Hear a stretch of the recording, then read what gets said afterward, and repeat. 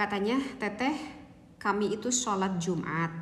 Kadang setelah adzan sebelum khutbah mau sholat sunat. Nah, tapi orang yang di depan itu duduknya terlalu ke belakang sehingga ketika sujud kena ke bokong. Jadi kita urungkan sholatnya. Ini dosa tidak? Baik kakak.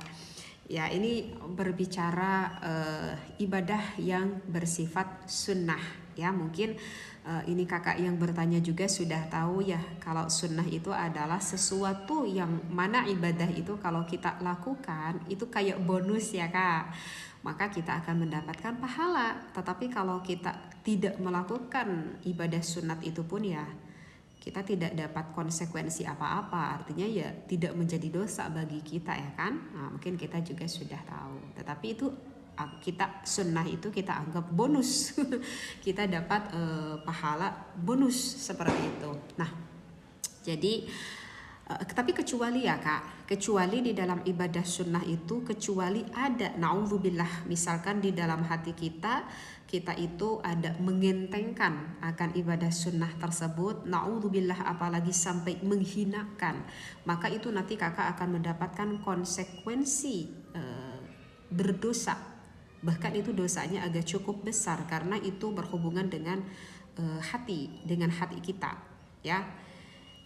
Maksudnya ini gimana nih teh? Misalkan karena begini loh kak, kebanyakan orang itu ternyata di nerakanya Allah, naudzubillah, itu adalah kebanyakan dari dosa-dosa yang kecil.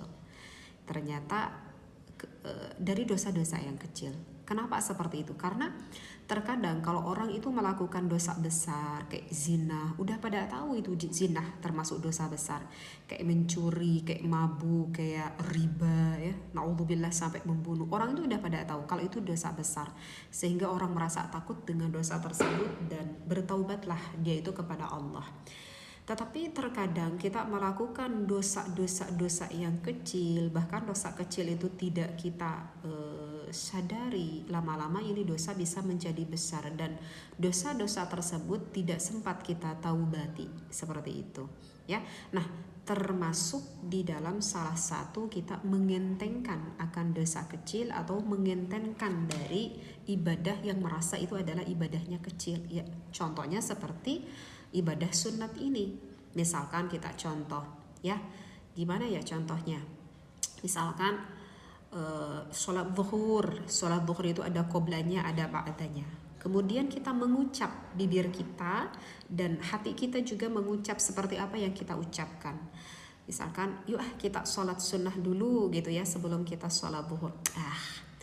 Gak perlulah, untuk apa aku melakukan sholat sunnah, wong hanya sholat sunnah, pahalanya juga sedikit itu sholat sunnah, wong hukumnya aja juga sunnah.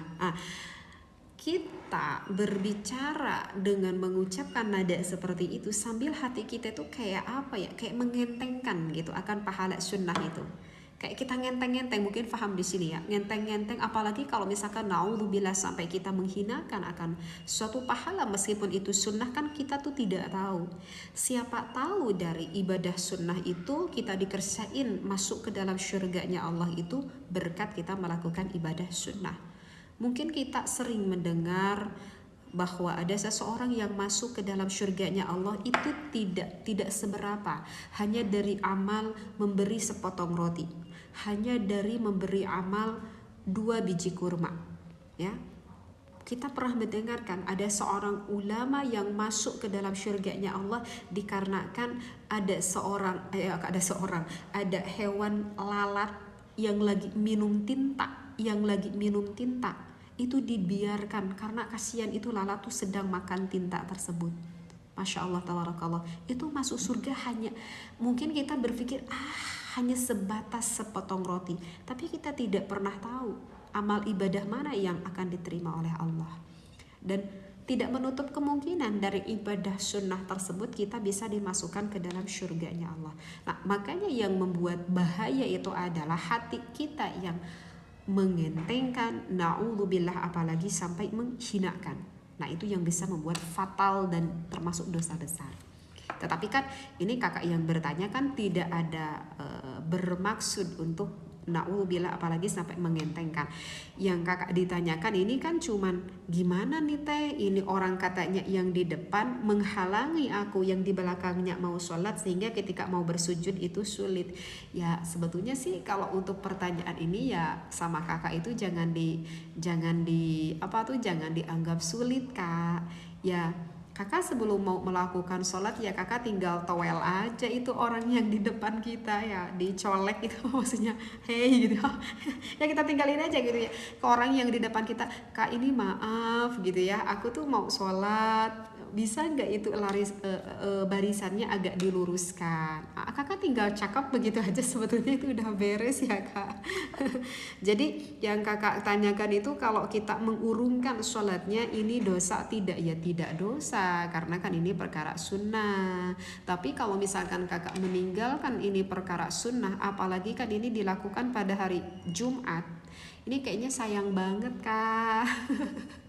Kakak mau melakukan sholat sunnah sebelumnya kalau ditinggalkan sayang banget, apalagi kan ini pada hari Jumat.